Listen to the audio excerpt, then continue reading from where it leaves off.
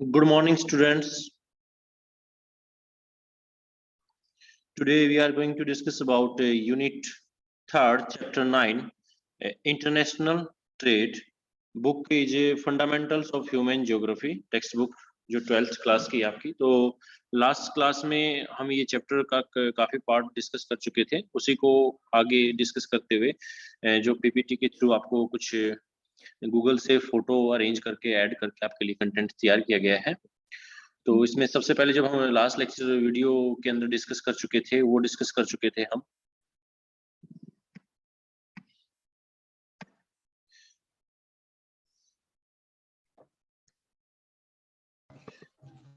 Trade के जो types होते हैं, लेवल होते हैं, टू टाइप्स के जो ट्रेड होते हैं, जिसमें हम डिस्कस किए थे कि भाई एक होता है इंटरनेशनल ट्रेड, एक होता है नेशनल ट्रेड। इंटरनेशनल ट्रेड वो होता है जो कंट्रीज की बाउंड्री को क्रॉस करने के बाद वन नेशन से अदर नेशंस को एक्सपोर्ट करता है।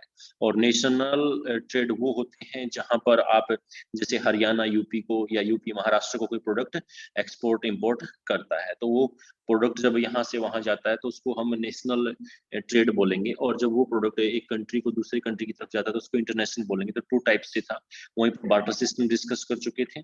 फिर उसके बाद हम डिस्कस कर चुके थे जो मनी के इंट्रोडक्शन आने से, इंट्रोड्यूस मार्केट में मनी इंट्रोड्यूस होने से क्या होता है कि जो बार्टर सिस्टम है वो खत्म हो जाता है और इंटरनेशनल मार्केट क्या बन जाती है, ग्लोबलाइजेशन हो जाता है। ग्लोबलाइजेशन मीन्स क्या होता है? ग्लोबलाइजेशन मीन्स होता है कि जब वन कंट्री अदर कंट्रीज को एक इंटरनेशनल मार्केट के तौर पे देखते हैं कि कोई भी कंट्री कहीं पे भी जाके अपना प्रोडक्ट बेच सकता है, तो प्रोड्यूस करके उसको बेच के पैसा अर्निंग कर सकता है, तो उसको ग्लोबलाइजेशन बोलते हैं। तो जब डिफरेंट कंट्रीज की इकोनॉमी एक साथ आ जाती है, एक ओपन मार्केट आ जाती है, तो उसको ग्लोबलाइजेशन बोल देते हैं। उसमें फिर हम सिल्क रूट डिस्कस किए थे। तो सिल्क रूट में जब डिस्कस किए थे तो रोम से चाइना को जाने का ये रास्ता 6000 किलोमीटर ये रूट था, एक सिल्क रूट होता था उस टाइम पे जब एक्सपोर्ट इंपोर्ट होता था चाइना का रोम के साथ। तो ये इस तरीके से वो सिल्क रूट की लोकेशन थी, जो यूरोपियन कंट्री को ईस्टर्न कंट्री की, जो ईस्टर्न कंट्री मींस एशियंस जो कंट्री से कनेक्ट करता था। तो यहाँ चाइना की लोकेशन से, तो ये चाइना की इस लोकेशन को क्रॉस करते हुए यहाँ तक रोम इस तरीके से ये जाता था। फिर रोम रूट्स, सिल्क रूट्स के देखने के बाद फिर उस टाइम में जब ट्रेड्स होता था तो सबसे पहले ट्रेड जो होता था वो स्लेवरी ट्रेड्स होता था। स्लेव्स को लेके आया जाता था खेतों में काम कराने के लिए, जो प्लांटेशन स्केल करने के लिए। तो जो एक लुक्रेटिव बिजनेस के तौर पे देखा जाता था, स्लेव को अफ्रीका कॉन्टिनेंट से स्लेव्स को लेकर आकर उनसे सस्ते रेट में उनसे काम कराया जाता था। तो ऐसे ही डेनमार्क जो एग्जाम्पल था 1792 में उसने बैन कर दिया था, ग्रेट ब्रिटेनिया ने 1807 में बैन कर दिया था, यूनाइटेड स्टेट्स ने 1808 में बैन कर दिया था। उसके बाद फिर जो इंटरनेशनल ट्रेड्स एग्जिस्ट क्यों करता है, कारण क्या होता है? क्योंकि एक कंट्री को वो टेक्नोलॉजी देखने को मिल जाती है और प्रोडक्ट सस्ता मिल जाता है। क्योंकि अगर इनपुट कॉस्ट अगर देखें तो कुछ प्रोडक्ट ऐसे होते हैं नेटिव कंट्री के अंदर उसको प्रोड्यूस करना काफी कॉस्टली होता है, और अदर कंट्री ने हब बना रखा होता है उस प्रोडक्ट को बनाने में, उसको पैसा कम लगता है। तो जैसे चाइना जितना भी मोबाइल फोन है उनका सबका चार्जर मेड इन चाइना क्यों होता है? क्योंकि चाइना ने हब बना रखा, वहां पर उस चार्जर को बनाने की कॉस्ट बहुत कम आती है। और अगर हम कोई वो चार्जर बनाने लग जाएंगे तो वो रॉ मटेरियल्स अरेंज करना पड़ेगा, तो वो एक सेटअप बनाना पड़ेगा। तो इसलिए हम क्या करते हैं, एक्सपोर्ट वहां से इंपोर्ट करा लेते हैं खुद बनाने के मुकाबले। तो ठीक ऐसे ही गुड्स सस्ती पड़ती हैं, दोनों कंट्रीज को बेनिफिट होता है, तभी ये इंटरनेशनल ट्रेड होता है। फिर इसमें इंडस्ट्रियल रिवोल्यूशन जब आया तो एक कंट्री दूसरी कंट्री को जब एग्रीमेंट के जो एक एग्रीमेंट की आवश्यकता बनी कि भाई एक कंट्री दूसरे कंट्री को कौन सा प्रोडक्ट दे रहा है, कितना उस पर टैरिफ टैक्स लगाए, तो उसके लिए general agreement for tariff and trades, एक गेट ऑर्गेनाइजेशन आती है जो बाद में डब्ल्यूटीओ की फॉर्म में कन्वर्ट हो जाती है, वर्ल्ड ट्रेड ऑर्गेनाइजेशन, जो एक हेल्पफुल करती है आज की डेट में। तो ये जो वर्ल्ड ट्रेड ऑर्गेनाइजेशन 1948 में एस्टेब्लिश होता है, जो गेट से इसे ट्रांसफर हुआ है, और 1 जनवरी 1995 को डब्ल्यूटीए वर्ल्ड ट्रेड ऑर्गेनाइजेशन बन जाती है।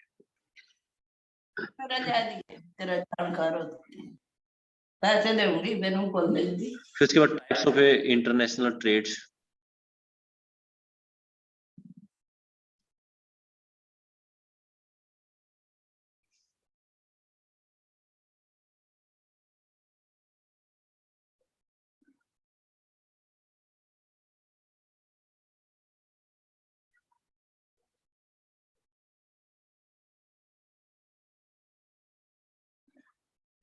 टाइप्स ऑफ इंटरनेशनल ट्रेड्स, तो there are two types of international trades discuss कर चुके थे। बाइलेटरल ट्रेड्स होते हैं जब टू कंट्रीज आपस में ट्रेड करते हैं। मल्टीलेटरल ट्रेड्स वो होते हैं जब डिफरेंट कंट्रीज एक साथ आकर ट्रेड करने का एग्रीमेंट करते हैं। उसी में एक कीवर्ड्स निकल के आता है मोस्ट फेवर्ड नेशन। तो मोस्ट फेवर्ड नेशंस कौन सा है?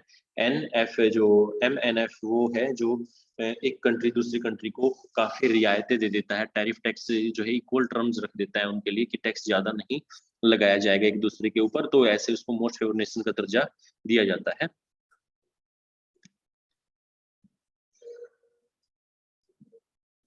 फिर रीजनल ट्रेड ब्लॉक्स, तो कुछ ग्रुप बनाए गए हैं इंटरनेशनल लेवल पे, कुछ ग्रुप्स हैं जो काम करते हैं एक ताकि इकोनॉमी अच्छी बन पाए, एक प्रोडक्ट सस्ते मिल पाए उनको। तो regional trade blocks have come up in order to encourage trade between countries with geographical proximity similarly and complement treaties in trading items to curb restriction on trade of the developing worlds. Today 120 regional trades blocks generate 52% of world's trade. Some of the trade blocks are as follows.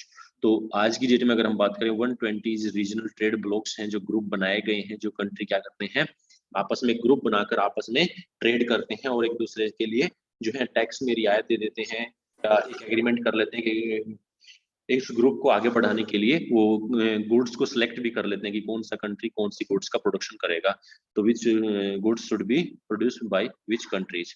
तो इस तरीके से 120 regional blocks हैं जो आज 50 जो अगर international level पे ट्रेड होता है तो उसका 52% ट्रेड इन ग्रुप के थ्रू ही होता है। ये जो ब्लॉक्स हैं ग्रुप्स हैं, तो इस 120 ब्लॉक्स में से हम डिस्कस करते हैं। सबसे पहले एक ब्लॉक्स को जो जानते हैं एशियन। एशियन मीन्स क्या होता है? Association of south east Asia nation. तो साउथ ईस्ट या जो साउथ ईस्ट एशियन नेशन जो है एशिया कॉन्टिनेंट के जो कंट्रीज हैं उनका एक ग्रुप है जिसका हेडक्वार्टर जो है जकार्ता इंडोनेशिया में इसका एक ग्रुप है। और इसमें जो मेंबर ऑफ नेशंस हैं वो है जैसे ब्रुनई है, द्रुसलम है, Cambodia, Indonesia, Laos, Malaysia, Myanmar, Philippines, Singapore, Thailand and Vietnam. ये कंट्रीज हैं जो इसके मेंबर हैं, जो ये मिलके जो ग्रुपिंग करते हैं। इसका जो ओरिजिन होता है अगस्त 1967 में इसका ओरिजिन एस्टेब्लिशमेंट बनाया जाता है। एशियन से ग्रुप बनाया जाता है। जो कम्युनिटीज होती हैं जिस चीजों का ये व्यापार करता है ट्रेड करता है वो कौन कौन से हैं? जैसे एग्रो प्रोडक्ट्स हो गए, रबड़ हो गए, पाम ऑयल हो गया, राइस, कोपरा और coffee, minerals, copper, coal, nickels and tungsten, energy, petroleum and natural gas and software products. ये लगभग और टोटली ऑल प्रोडक्ट्स इंक्लूड है इसके अंदर। तो कमोडिटीज एशियन ग्रुप्स के थ्रू ये आती हैं। और इसका जो अदर एरिया ऑफ कोऑपरेशन क्या होता है? Accelerate economy growth, cultural development, peace and regional stability. तो इसका एक अदर्स एरिया जो कोऑपरेशन करने का है कि जो एशियन ग्रुप आपस में मिलकर क्या कहते हैं कि हमको अपनी इकोनॉमी को ग्रोथ दिलानी है, अपने कल्चर को डेवलपमेंट करना है और एक पीस, एक जो इन सभी कंट्रीज के बीच में एक पीस वाला एनवायरनमेंट है क्रिएट करना है। तो ये एशियन एक ब्लॉक से। तो एशियंस में कंट्री कौन कौन से आते हैं? तो जब आप ग्लोब पे देखोगे तो ग्लोब पे ये एशिया कॉन्टिनेंट है, ये आपका इंडिया है यहाँ पर। तो ये वाले कंट्रीज हैं जो ग्रीन कलर में शो हो रहे हैं आपको। जैसे यहाँ म्यांमार हमारा जो नेबर कंट्री है, म्यांमार से आगे फिर है लाओस, फिर यहाँ पे है थाईलैंड, थाईलैंड से आगे Vietnam, Cambodia, Malaysia, Singapore, Indonesia और ब्रुनेई और फिलीपींस। तो ये एशियंस ग्रुप के कंट्रीज हैं।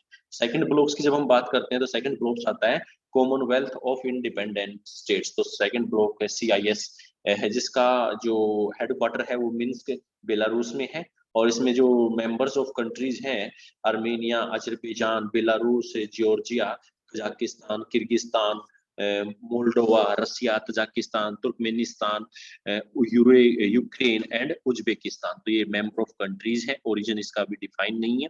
और जो कमोडिटीज है इसमें वो क्रूड ऑयल, नेचुरल गैस को, गोल्ड, कॉटन, फाइबर्स, एल्यूमिनियम का एक्सपोर्ट इंपोर्ट करते हैं आपस में। और इसका अदर जो कोऑपरेशन एरिया है वो क्या है? Integration and cooperation on matter of economy, depend and foreign policy. तो आपको अदर एरिया ऑफ कोऑपरेशन में यही चीजें देखने को मिलेंगी कि हमको एक आपस में इस ग्रुप ने इकोनॉमी में ग्रोथ दिलानी है और जो डेवलपमेंट को अचीव करना है। तो ये सारे इसी के अंदर आते हैं। तो CIS means Commonwealth of independence states में देखते हैं कौन कौन सी कंट्रीज आते हैं। तो ये एशियन कंट्री ही है। तो जैसे बेलारूस, तो बेलारूस फिर उसके बाद मोल्डोवा, यूक्रेन, और यूक्रेन के बाद फिर Armenia, Azerbaijan, Turkmenistan, Tajikistan, Uzbekistan, Kyrgyzstan और कजाकिस्तान और रसिया। तो ये कंट्रीज आते हैं। It was formed following the dissolution of Soviet Republic in 1991। तो 1991 से पहले एक ग्रुप होता था USSR, United States Soviet Republic. तो उसके डिसोल्यूशंस के बाद इसकी जो एक्सपेक्टेशन रखी गई, इसको बनाया गया कि एक यूनिटरी फॉर्म में के इकोनॉमी ग्रोथ करें, सभी देश आपस में मिलकर एक ग्रुप बनाए। तो ये ग्रुप वो CIS ग्रुप कहलाया।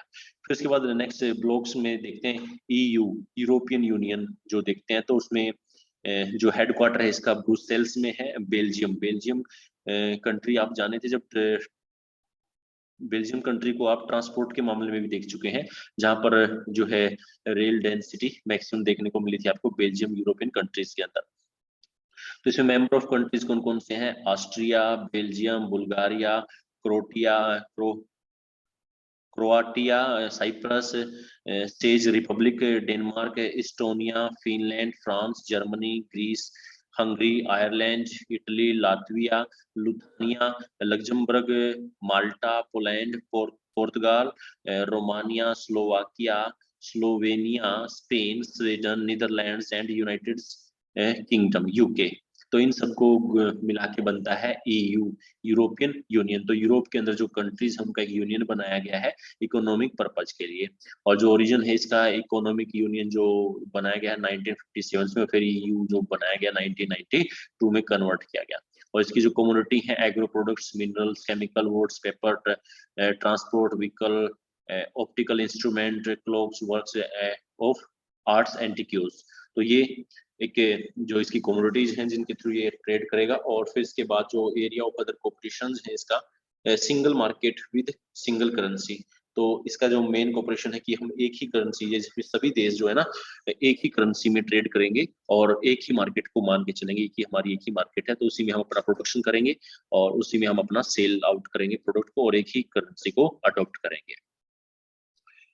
फिर उसके बाद जो ये यूरोपियन यूनियंस के कंट्रीज देख रहे हैं आप यहाँ पे, तो ये यूरोपियन कंट्रीज वर्ल्ड के मैप यहाँ देख रहे हैं। ये नीचे आपका अफ्रीका कॉन्टिनेंट है और अफ्रीका कॉन्टिनेंट से ऊपर ये यूरोप है।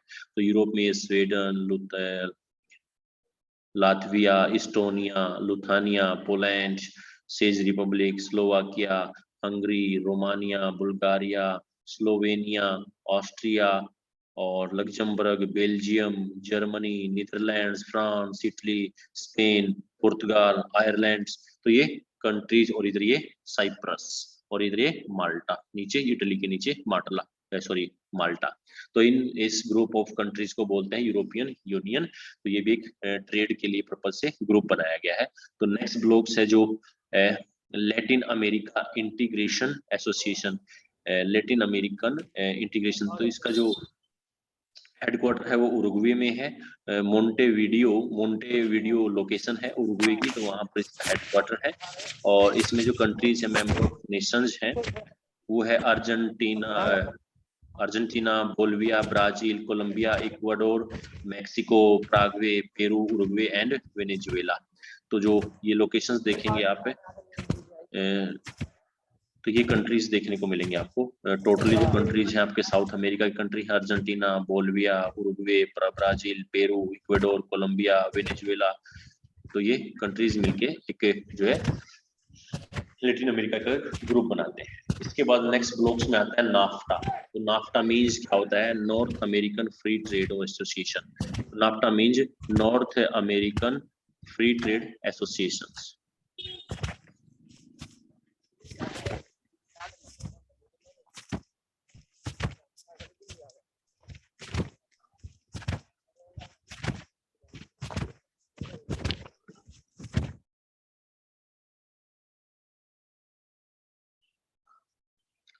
नाफ्टा में जो मेंबर्स हैं वो यूएसए, कनाडा और मेक्सिको, जो 3 टाइप्स के मेन कंट्रीज हैं। ओरिजिन 1949 में है। और इसकी जो कमोडिटीज हैं वो agro products, motor vehicle, automobile parts, computer, textiles, इनका ये क्या करते हैं कमोडिटीज का एक्सपोर्ट इंपोर्ट करते हैं आपस में। और ये जो कंट्रीज की फॉर्म में नजर आएंगे यहाँ पर ये 3 कंट्रीज हैं। ये आपका नॉर्थ अमेरिका है और ये आपका जो नॉर्थ अमेरिका कॉन्टिनेंट है जो ग्रीन कलर में नजर आ रहा है आपको ग्लोब के ऊपर, और वहीं पर फिर जो ये मैपिंग में देख रहे हैं फ्लैग नजर आ रहे हैं कंट्री के, तो यहाँ पर एक कॉर्नर में आपको अलास्का यूएसए का पार्ट है ये अलास्का, और मिडिल पार्ट में आपको यूएसए नजर आ रहा है और साउथ पार्ट में आपको मैक्सिको नजर आ रहा है। तो कनाडा, यूएसए, मैक्सिको ये ग्रुप होता है और ये अपना एक इकोनॉमिक एग्रीमेंट बना के उसके थ्रू ब्लॉक के थ्रू एक्सपोर्ट इंपोर्ट करता है। फिर आता है ओपेक, नेक्स्ट ग्रुप है ओपेक। तो रीजनल ब्लॉक्स ओपेक्स में क्या होता है, organization on petroleum exporting countries. तो operations of petroleum exporting countries, OPEC countries एक ग्रुप बनाया गया है और जिसका हेडक्वार्टर वियना ऑस्ट्रिया में है। तो वियना ऑस्ट्रिया जो कंट्री है आपका यूरोपियन कॉन्टिनेंट में है, लेकिन इसमें जो कंट्रीज हैं वो कंट्रीज आपको एशियन कंट्रीज देखने को मिलेंगे ग्रुप में, और जो हेडक्वार्टर है वो वियना में ऑस्ट्रिया में यूरोपियन कॉन्टिनेंट में देखने को मिलेगा। तो जैसे इसमें कंट्रीज कौन कौन से हैं, Algeria, Indonesia, Iran, Iraq, Kuwait, Libya, Nigeria, Qatar, Saudi Arab, Arabia, United Arab Emirates and Venezuela, ये इसके मेंबर्स ऑफ नेशंस हैं।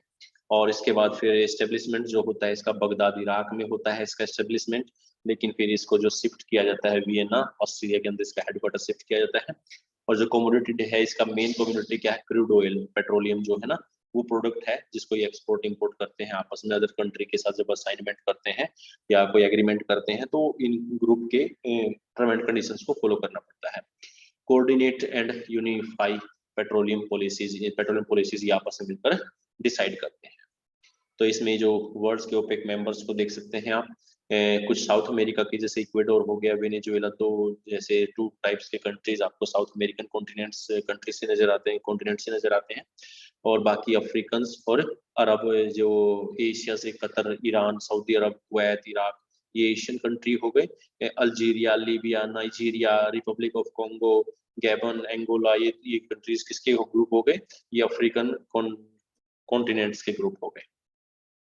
इसके बाद नेक्स्ट जो ग्रुप आता है वो नेक्स्ट ग्रुप है साफ्टा। साफ्टा मीन्स क्या होता है, south Asian free trade agreement. तो साफ्टा मीन्स होता है अफगानिस्तान, जिसमें कंट्रीज हैं अफगानिस्तान, बांग्लादेश, मालदीव, ये भूटान, नेपाल, इंडिया, पाकिस्तान एंड श्रीलंका। और इसके अंदर जो अफगानिस्तान है 2011 में अफगानिस्तान को इसमें जोड़ दिया गया था, उससे पहले ये साफ्टा मीन्स सेवन कंट्रीज थे और उसमें एक कंट्रीज ऐड कर दिया गया है अफगानिस्तान। तो अब कितने कंट्रीज हो गए हैं, 8 कंट्री हो गए 2006 में, जैन 2006 में इसका ओरिजिन होता है।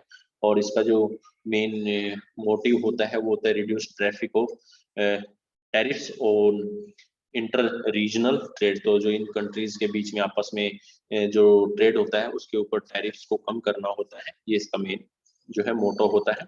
अब इसमें कंट्रीज देखते हैं कौन कौन से होते हैं। तो कंट्रीज जो आप देखेंगे यहाँ पर एक ग्रीन ग्रीन कलर में ग्लोब पे शो हो रहा है आपको, और जो कंट्रीज में इसमें देखेंगे आप पाकिस्तान, अफगानिस्तान, इंडिया, नेपाल, भूटान, बांग्लादेश, नीचे साउथ में आ जाओ श्रीलंका और फिर मालदीव। तो ये कंट्रीज आते हैं SAFTA.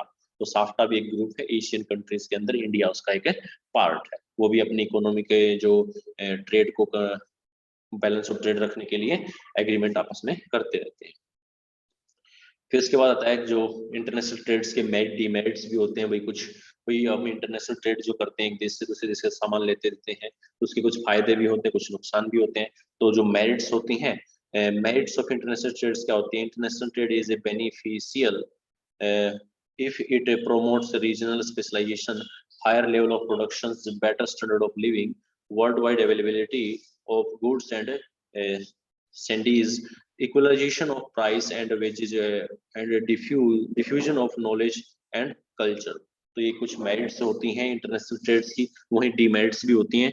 The demerits are it leads to dependence on other countries, uneven levels of development, exploitation and commercial rivalry. अगर कोई अदर कंट्रीज का जो प्रोडक्ट है आपकी मार्केट्स में, वो प्रोडक्ट जो डोमेस्टिक प्रोडक्ट को अगर नुकसान पहुंचा रहा है या आपके एम्प्लॉयमेंट को नुकसान पहुंचा रहा है, तो इस तरीके से उसके इंटरनेशनल ट्रेड्स के डीमेरिट्स भी हो सकते हैं, क्योंकि आपके फंड सारे के सारे जो फंड है आपका पैसा फॉरेनर गुड्स को खरीदने में चला जाता है।